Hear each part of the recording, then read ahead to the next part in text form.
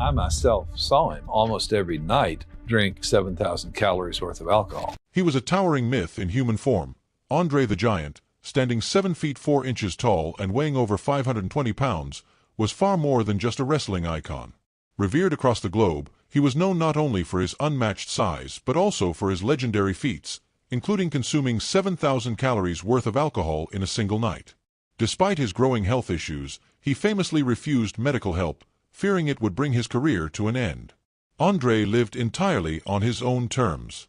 But when he died in 1993, the world's eyes turned to his mysterious daughter, Robin Christensen Rousimov. Those who knew him backstage often spoke of his kindness, calling him the true gentle giant. Now, a question lingered. Could Robin carry on his colossal legacy, or might she be even bigger than the giant himself? The truth may surprise you. Andre the Giant, born André René Rousimov on May 19, 1946, in Grenoble, France, wasn't just a massive presence in wrestling. His life was shaped by a rare medical condition, early physical hardship, and an unshakable will to go beyond his rural beginnings. At birth, he already weighed a remarkable 13 pounds. Both of his parents were of average height. His mother was 5 feet 2 inches and his father 6 feet 2 inches, but Andre began growing rapidly from an early age. By age 12, he stood 6 feet 3 inches. By 17, he had grown to 6 feet 7 inches, eventually topping 7 feet and weighing over 500 pounds. His size was the result of a rare hormonal disorder called acromegaly, caused by the excessive production of human growth hormone. This condition results in continuous growth of bones and tissues, often leading to gigantism when it begins in childhood. Despite this, Andre led a fairly normal early life. He started school at 6 and excelled, particularly in mathematics and sports. His size made him a natural goalkeeper in soccer. By age 10, he was already 6 feet tall, making it nearly impossible for opponents to score against him. However, his formal education was cut short, not because of poor performance, but because his father needed help on the family farm. At age 14, which was legal under French law at the time, Andre left school and began working full-time. His enormous strength enabled him to do the work of several men, but he grew restless. Farming wasn't his dream. That's when he discovered professional wrestling, a place where his unique size could be admired, not pitted. At 18, Andre moved to Paris, and his exceptional size immediately attracted attention. He was discovered by a local wrestling promoter, Robert Lagayette, who saw commercial promise in him. Supporting himself as a mover by day and training as a wrestler by night, Andre began his career under the name Jean Ferret, inspired by a legendary French figure. In 1966, Canadian wrestler and promoter Frank Valois became his advisor and manager, helping him grow his career beyond France. His televised debut came against Le Petit Prince, and soon, audiences across Europe were captivated. His fame exploded globally in the 1970s and even more so in the 1980s, when he joined the World Wrestling Federation, now WWE, and earned the nickname the Eighth Wonder of the World. Fans, children, and adults alike, marveled at his size and surprising agility. Yet behind the fame lay a complex man coping with a misunderstood and poorly managed medical condition. Andre began experiencing an abnormal growth spurt around age 14, but doctors didn't identify acromegaly until much later. By the time he was officially diagnosed in 1981, after breaking his ankle, the damage was already done.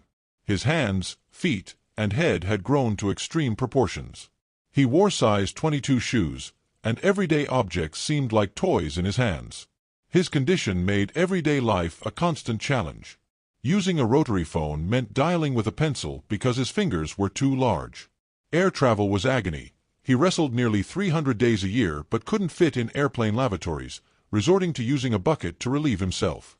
Regular cars cramped his frame, forcing him to ride long distances in discomfort. Perhaps most tragically, Andre was unaware of the true nature of his condition for many years. Though it's believed he was first diagnosed in Japan in 1971, it wasn't confirmed until a full decade later. Treatments existed to manage acromegaly, but they could not reverse its effects. By then, Andre had accepted his fate. His story is not just one of physical size or wrestling fame, it is a story of resilience, pain, loneliness, and power. His legacy lives on, not just in the ring, but in the hearts of those who knew him as more than a myth, a man who stood tall, both literally and figuratively, in the face of a world too small to contain him. Andre the Giant's immense presence in the wrestling world masked a medical condition that remained hidden for years: acromegaly, a disorder that caused abnormal growth in his bones, tissues, and internal organs. His entry into professional wrestling was largely driven by his extreme physical dimensions. Weighing around 540 pounds with hands nearly twice the size of an average adult's, Andre found that tasks difficult for others were effortless for him. Despite his size, he qualified fairly under heavyweight wrestling rules and rapidly became a national sensation. He remained undefeated for years, not just because of skill, but because injuring him was virtually impossible. Many matches required 2 or 3 opponents to pose any real challenge. During the 1970s and 1980s, his popularity skyrocketed, making him one of the most recognized figures in the wrestling world. Acromegaly, the condition behind his growth, causes enlargement of the hands, feet, jaws, and even internal organs. It often brings with it chronic pain, mobility problems, and a shortened life expectancy, typically only 40 to 45 years. Despite these challenges, Andre continued wrestling for decades. He avoided intense workouts because his size alone provided a natural edge. Outside the ring, he was famously known for his staggering alcohol consumption, reportedly downing more than 100 beers in one sitting. But beneath the spectacle was a man yearning for normalcy. In his own words, "It's not my fault being the biggest and the strongest. I don't even exercise." As the years passed, his physical condition deteriorated severely. His knees and back, burdened by his enormous frame, began to fail. He eventually needed knee surgery just to continue performing, but even that couldn't halt the pain and instability. Yet, Andre kept going, for his fans. By 1992, his health had declined to the point where he officially retired. Despite his condition, the 1980s marked the peak of Andre's fame. He earned millions and transitioned into acting, most notably starring as Fezzik in the cult classic The Princess Bride, where his gentle nature left a global impression. Though his life was cut short by complications from acromegaly, Andre remains one of the most iconic figures in wrestling and pop culture history. One of the defining moments of Andre's career came on March 29, 1987, when more than 93,000 fans packed the Pontiac Silverdome in Michigan to witness WrestleMania 3. The highly anticipated match between Hulk Hogan and Andre the Giant was the culmination of months of hype. Once allies, Andre had turned against Hogan, setting the stage for an epic clash. The physical contrast was dramatic. Andre, standing over 7 feet 4 inches and weighing more than 540 pounds, dwarfed Hogan, who stood 6 feet 7 inches and weighed 300 pounds. But beyond his intimidating presence, Andre often felt alienated in public. He was constantly stared at, photographed without consent, and approached by people more fascinated with his size than who he truly was. In interviews, Andre expressed frustration that many people treated him as a novelty, not as a person. Still, his reputation for alcohol consumption became legendary, with stories of him drinking 100 beers or 20 bottles of wine in one sitting, though these tales, while never fully verified, fed into his mythic persona. In the ring that night, the match began with tension and failed attempts. Hogan initially couldn't lift Andre, but eventually, after hulking up and drawing energy from the roaring crowd, he managed the impossible. He lifted Andre off the mat and body-slammed him, followed by his signature leg drop to secure the win. The crowd exploded in disbelief and celebration. That moment became a landmark in wrestling history, not only a display of raw strength but also a symbolic passing of the torch. WrestleMania 3 forever solidified both Hogan's and Andre's legacies and cemented their place in pop culture lore. Tragically, Andre the Giant passed away 10 years later in 1993 at the age of 46 while visiting France.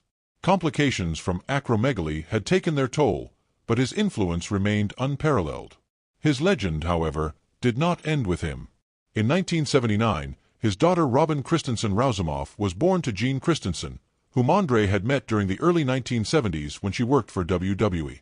Though their relationship was brief and informal, it led to a lengthy legal battle to ensure Andre supported his daughter financially. Robin only met her father a few times in her early life, as his constant travel and the strained relationship with Gene kept them distant. Gene would later appear with Robin on the television program A Current Affair, highlighting the personal side of a man the world only saw as a giant. Robin Christensen Rousimov and her mother, Gene Christensen, once appeared on the television program A Current Affair, where Gene recounted her initial encounter with Andre the Giant and the challenges that followed. During her pregnancy, Andre reportedly believed he was physically incapable of having children, leading him to initially doubt whether Robin was truly his daughter.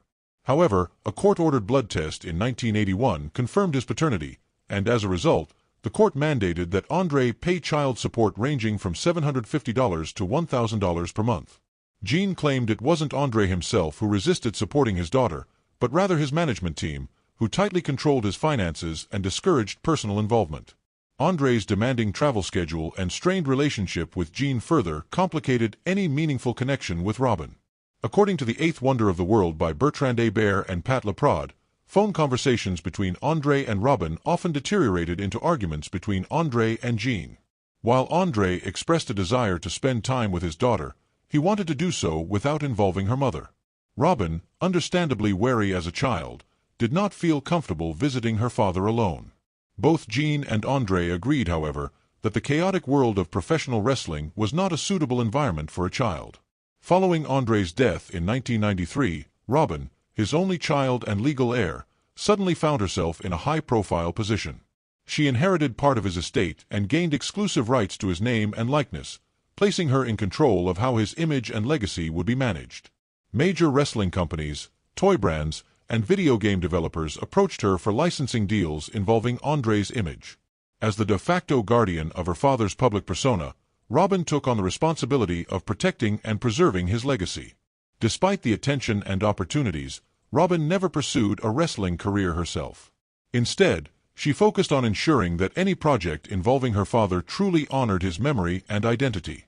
The relationship between Andre the Giant and his daughter Robin was one marked more by absence than connection. Andre, despite his larger-than-life persona, had a personal life riddled with emotional disconnect, especially with Robin.